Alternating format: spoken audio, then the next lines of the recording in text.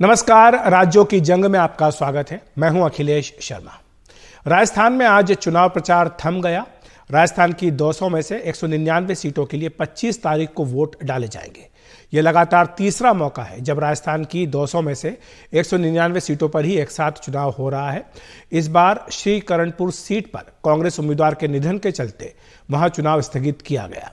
2018 और 2013 में भी एक एक सीट पर उम्मीदवारों के निधन के चलते चुनाव टालने पड़े थे। आज राजस्थान में चुनाव प्रचार के आखिरी दिन सभी दलों ने अपनी पूरी ताकत झोंक दी। बीजेपी की ओर से प्रधानमंत्री नरेंद्र मोदी और गृह मंत्री अमित शाह से लेकर योगी आदित्यनाथ और असम के मुख्यमंत्री हिमंता बिस्वा शर्मा जैसे दिग्गज सड़कों पर उतरे। वहीं मुख्यमंत्री गहलोत भी बीजेपी के खिलाफ ताल ठोकते नजर आए।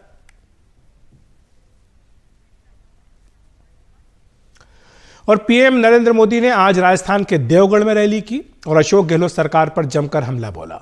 पीएम मोदी ने कहा कि कुछ लोगों को लगता है कि मोदी को गाली देने से उनका काम बन जाएगा, लेकिन वो नहीं जानते कि कार्यकर्ता ही बीजेपी की ताकत है। पीएम ने एक बार फिर कहा कि अब राजस्थान में कभी गहलोत सरकार की वापसी नहीं होगी। सभा तो विराट है ही है। राजस्थान के जन जन ने कांग्रेस सरकार को उखाड़ फेंकने का संकल्प ले लिया है। राजस्थान में इस बार तो नहीं, कभी भी, ये शब्द मेरे याद रखना, देव उठी एकादशी को बोल रहा हूं, देवगढ़ में बोल रहा हूं, इस बार तो छोड़ दीजिए। अब राजस्थान में कभी भी गहलोत सरकार की वापसी नहीं होगी। और गृह मंत्री अमित शाह ने भी आज जयपुर में प्रेस कॉन्फ्रेंस कर गहलोत सरकार पर जमकर निशाना साधा। अमित शाह ने कहा कि कांग्रेस सरकार ने केवल तुष्टीकरण किया है। तुष्टीकरण की राजनीति के चलते कन्हैया लाल और अन्य की हत्याएं हुई। राजस्थान में 5 साल में अपराध अत्याचार बढ़ा है। गहलोत राज में सुनियोजित दंगे हुए। भ्रष्टाचार पर मुख्यमंत्री गहलोत खामोश हैं। लाल डायरी पर गहलोत क्यों नहीं बोलते? हर वर्ग गहलोत सरकार से त्रस्त है। ये आज सारी बातें गृह मंत्री अमित शाह ने कही हैं। लाल डायरी का मामला कौन उठा रहा है नहीं है, मैं गहलोत साहब को कहता हूं, लाल डायरी के मुद्दे को तो भाजपा के कार्यकर्ता वाचा दे रहे हैं। सवाल आपसे राजस्थान की जनता कर रही है कि क्या है लाल डायरी में, क्यों डर रहे हैं? आपके एमएलए ने ही इसको बाहर निकाला है, क्या जवाब देना नहीं बनता? ऊपर से सवाल कर रहे हैं।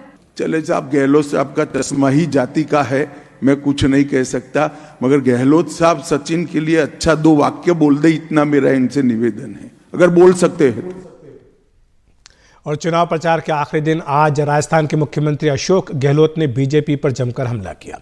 लाल डायरी के मुद्दे पर गहलोत ने कहा कि केंद्र के पास ईडी और सीबीआई है तो वो कार्रवाई क्यों नहीं करते। गहलोत ने कहा कि बीजेपी बहुत ही हल्की राजनीति कर रही है और चुनाव जीतने के लिए ऐसी साजिशें कर रही है। गहलोत ने कहा कि इस बार सरकारी योजनाओं के दम पर वो फिर से सरकार बनाएंगे। कौन सी लाल डायरी? ईडी इनके पास, इनकम टैक्स इनके पास, अगर लाल डायरी इनके पास है तो उस पर कार्रवाई क्या की? ये लोग एक्सपोज तो हो देश के अंदर कि तुम षड्यंत्रकारी बने हुए हो। आप षड्यंत्र करके देश की सरकारों में चुनाव जीतना चाहते हो, मुख्यमंत्री अरेस्ट करना चाहते हो। छापे डाल दिए, पीसी बहन के घर पे 10 घंटे बैठे रहे, कोई एक सवाल नहीं पूछा उनको। उनके बेटों को नोटिस दे दिया, मेरे बेटे को नोटिस दे दिया। इतने हल्के स्तर पे जाकर राजनीति कर रहे हैं लोग। तो काफी बातें हुई है इस चुनाव प्रचार के दौरान। एक दूसरे के ऊपर आरोप प्रत्यारोप हमले किए गए। किस तरह का रहा है पूरा चुनाव प्रचार अभियान और किस तरह के वादे किए गए हैं, जनता पर किस तरह का असर होगा, हमारे 2 खास मेहमान हमारे साथ जुड़ रहे हैं। हमारे सहयोगी जयपुर से बाल वीरेंद्र शेखावत जुड़ रहे हैं, साथ ही उदयपुर से सोमू आनंद हमारे सहयोगी हमारे साथ जुड़ रहे हैं। सबसे पहले बाल वीरेंद्र, आपके पास आना चाहूँगा, किस तरह से लिया जाए पूरा चुनाव प्रचार अभियान चला है राजस्थान के लिए? देखिए, राजस्थान में 2023 का जो विधानसभा चुनाव है वो काफ़ी खास रहा है। खास इसलिए मैं कह रहा हूँ कि जिस तरीके से यहाँ पे राजस्थान के अंदर जो प्रधानमंत्री नरेंद्र मोदी हैं, उन्होंने राजस्थान विधानसभा चुनाव का पूरा जो कह सकते हैं प्रचार प्रसार या फिर पूरा जो जिम्मा है वो संभाला है। और सबसे अगर वहीं कांग्रेस की आप बात करेंगे तो कांग्रेस के अंदर जो मुख्यमंत्री अशोक गहलोत हैं और उनकी जो योजनाएँ हैं और उसी को लेके जो पूरी कांग्रेस है वो राजस्थान के अंदर जनता के बीच में गई है। और कहीं ना कहीं अब जो आज शाम से यानी जो 6 बजे से ये जो प्रचार प्रसार है उस पर अब जो है विराम लग गया है। और सबसे बड़ी बात यह है कि चुनाव आयोग ने साफ तौर पे निर्देश दिया है कि अगर 6 बजे बाद में चाहे वो बीजेपी हो या कांग्रेस किसी भी दल से रिलेटेड होगा व्यक्ति, तो वो अगर कोई भी जनसभा या रोड शो करता है तो उसके खिलाफ कानूनी कार्रवाई की जाएगी। और सबसे बड़ी बात यह है कि इस पूरे चुनाव को आप देखते हैं तो इस चुनाव के अंदर जो बीजेपी के तमाम जो बड़े लीडर्स हैं वो राजस्थान के अंदर डेरा जमाए हुए हैं, तो वहीं कांग्रेस के भी कह सकते हैं कि जो शीर्ष नेता हैं वो राजस्थान के अंदर आ रहे हैं और एक दूसरे पे आरोप और प्रत्यारोप की जो राजनीति है उसके जो दौर है उस पर अब विराम लग चुका है। वहीं अगर जो चुनाव प्रचार के अगर प्रसार को लेके या फिर जनसभा को लेके अगर हम बात करें तो उसके अंदर आप देखेंगे कि राजस्थान के अंदर शाम 6 बजे से जो जनसभा और रैलियां उन पे रोक लग चुकी है। और वहीं प्रत्याशी है अब घर घर जाकर अपने जो वोटर्स हैं जो है घर घर जाकर के चुनाव प्रचार करेंगे। ये चुनाव आयोग का नियम है कि मतदान से 48 घंटे पहले जो है वो साइलेंस पीरियड होता है, उसमें कोई भी जो जनसभा है वो रैलियां या रोड शो ये आयोजित नहीं हो सकते हैं। हम चलते हैं सोमू आनंद के पास। सोमू, जिस तरह के मुद्दे उठाए गए और ये बात कही गई कि बीजेपी के पास इस बार कोई मुख्यमंत्री का चेहरा नहीं है, किसी को सीएम प्रोजेक्ट नहीं किया गया, वहीं कांग्रेस में भी ये बात कही जाती रही सचिन पायलट की ओर से खास तौर से कि चुनाव के बाद आला कमान तय करेगा। तो ऐसे में दोनों ही पार्टियों की ओर से कोई स्पष्ट चेहरा न होना, क्या यह भी एक बड़ा मुद्दा रहेगा?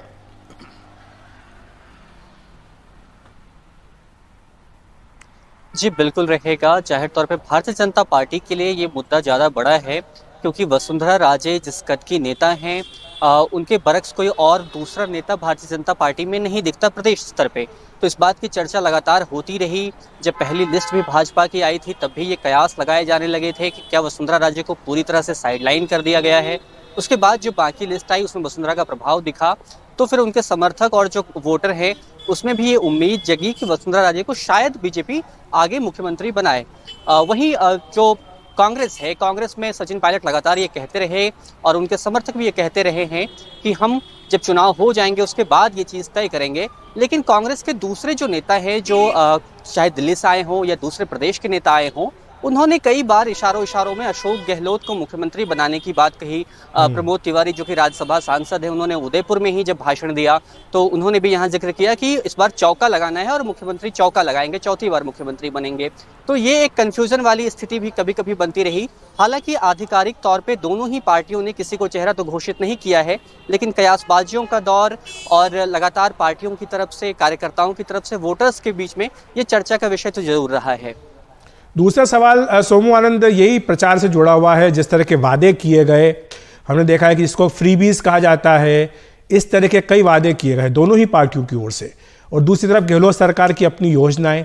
तो इनको लेकर के जनता क्या सोच रही है, ये मुद्दे कितने प्रभावी होंगे?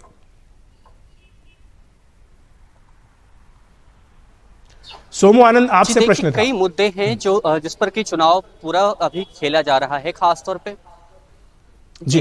तो खास तौर पे जो किसान हैं, किसानों का मुद्दा हमने देखा कि दोनों ही पार्टियों ने बहुत प्रमुखता से उठाया। भाजपा ने जब अपना घोषणा पत्र जारी किया तो उसमें युवाओं से पहले, अनुसूचित जाति जनजाति ऐसे शब्दों से पहले किसान शब्द का प्रयोग किया। तो किसान सम्मान निधि की राशि बढ़ाने की भी बात की। इसका जाहिर तौर पे कुछ न कुछ असर हमने देखा है कि लोगों में हो रहा है। साथ ही साथ महिला वोटर को रिझाने के लिए भी दोनों ही पार्टियों ने अपनी तरफ से तमाम कोशिशें की, क्योंकि इस बार महिला वोटर जो हैं वो बहुत निर्णायक भूमिका में हैं। जो पूरी प्रक्रिया चली थी निर्वाचन विभाग की वोटर्स को जोड़ने की, उसमें हमने देखा कि 80,000 महिलाएं जो हैं पुरुषों के मुकाबले ज़्यादा जुड़ी हैं पिछले 2-3 चुनावों का ट्रेंड भी हमने देखा है कि महिला वोटर जो है वो ज़्यादा वोट करती हैं पुरुषों के मुकाबले। उन्हें रिझाने के लिए भी कोशिशें हुई हैं। दोनों ही दलों ने अपने अपने स्तर से वादे किए हैं, लेकिन जो सबसे बड़ा मुद्दा है वो मुद्दा जाहिर तौर पर युवाओं के लिए पेपर लीक का मुद्दा है, जिसको लेकर के लगातार बात होती रहती है। हमने जब उदयपुर में भी कई युवाओं से बात की थी, या फिर अलग अलग जगहों पे जब हम प्रतियोगी परीक्षाओं की तैयारी करने वाले युवाओं से बात करते हैं, तो उनके लिए पेपर लीक का मुद्दा काफ़ी अहम मुद्दा रहता है और उसके बरक्स वो इस तरह की किसी भी फ्रीबीज को या फिर किसी भी योजना को नहीं देखना चाहते हैं। हाँ, एक और योजना चिरंजीवी योजना का भी जिक्र करते हुए वोटर्स नजर आते हैं। उसके साथ साथ जो किसान सम्मान निधि है वह भी एक बहुत महत्वपूर्ण फैक्टर के रूप में दिखाई देती है इन चुनावों में। शुक्रिया आपका सोमू आनंद इस जानकारी के लिए, और बाल वीरेंद्र शेखावत आपका भी बहुत बहुत धन्यवाद। बढ़ते अगली खबर की ओर से। कर्नाटक, तेलंगाना और आंध्र प्रदेश के दौरे पर पीएम नरेंद्र मोदी जाएंगे। शनिवार से सोमवार तक 3 दिनों के दौरे पर पीएम नरेंद्र मोदी रहेंगे। तिरुपति में भगवान वेंकटेश्वर के दर्शन भी वे करेंगे। साथ ही तेलंगाना में चुनाव प्रचार भी किया जाएगा। 30 तारीख को वहां पर मतदान होना है और शनिवार 25 नवंबर को कर्नाटक से उनकी यात्रा शुरू होगी। आपको बता दें कि वहां पर HAL कॉम्प्लेक्स में जाएंगे, इसके बाद तेलंगाना में चुनाव प्रचार के लिए निकल जाएंगे। कमारेड्डी में दोपहर में और रंगारेड्डी में शाम को जनसभाओं को संबोधित करेंगे। रात्रि हैदराबाद में रुकने के बाद अगले दिन सुबह राजभवन में रुकने के बाद कान्हा शांति वनम में सार्वजनिक कार्यक्रम में हिस्सा लेंगे। दोपहर में दुबक्का और 4 बजे निर्मल में जनसभा करेंगे। इसके बाद तिरुमला के लिए रवाना हो जाएंगे, रात वहीं पर रुकेंगे। इसके बाद सुबह भगवान वेंकटेश्वर के दर्शन करने के बाद महबूबाबाद, करीमनगर में जनसभाओं को संबोधित करेंगे और हैदराबाद में उनका एक बड़ा रोड शो भी होगा। इस चुनाव में हमने देखा है कि मध्य प्रदेश, राजस्थान में भी पीएम मोदी ने बड़े रोड शो किए हैं। वक्त एक ब्रेक का।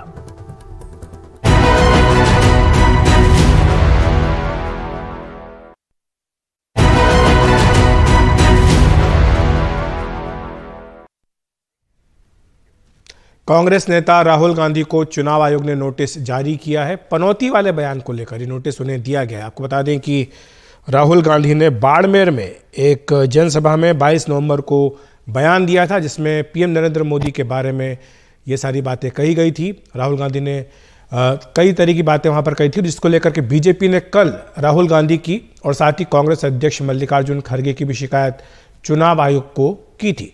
चुनाव आयोग ने अपने नोटिस में राहुल गांधी से 25 नवंबर की शाम 6 बजे तक जवाब मांगा है और यह भी कहा है कि अगर जवाब नहीं देते तो फिर चुनाव आयोग अपने हिसाब से कार्रवाई करेगा। चुनाव आयोग ने यह कहा है कि इसमें आदर्श आचार संहिता के उल्लंघन का मामला है और इसीलिए इसमें नोटिस दिया गया है।